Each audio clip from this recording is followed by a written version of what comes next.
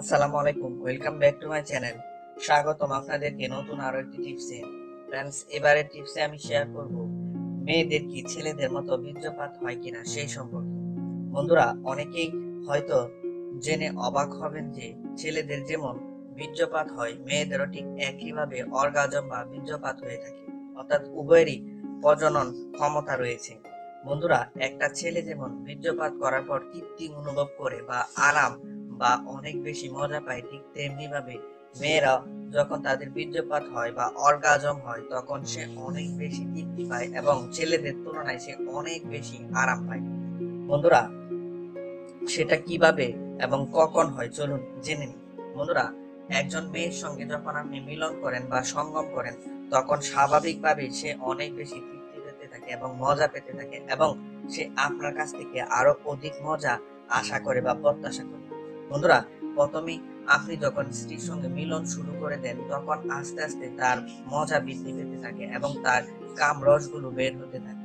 বন্ধুরা, তার উত্তেজনা যখন আস্তে আস্তে চরম পর্যায়ে পৌঁছে যায়, যখন আপনার বীর্য বের হয়ে যাবে কিংবা বীর্য বের হয়ে গেছে, তখনও তার বীর্য বের হতে পারে। বন্ধুরা, অনেক ক্ষেত্রে দেখা যায় যে সমস্ত ছেলেরা মিলনে 3 থেকে 7 মিনিট বা 10 মিনিট সময় নেয়, তারা সহজেই স্থির অর্গাজম ঘটাতে পারে।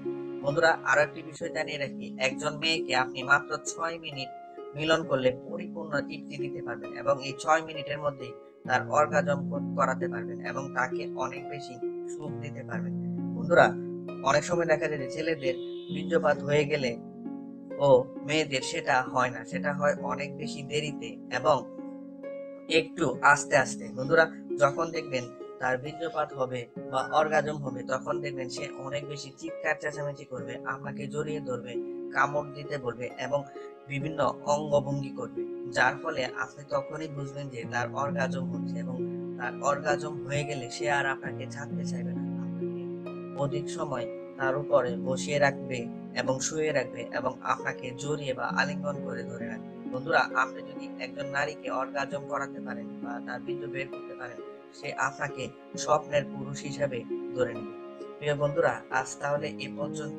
এই টিপসটি যদি ভালো লাগে তাহলে অবশ্যই ভিডিওটিতে একটি লাইক দিবেন, কমেন্টস করে জানাবেন আর ভালো ভালো টিপস পাওয়ার জন্য চ্যানেলটিকে সাবস্ক্রাইব করে আমাদের সঙ্গে থাকবেন।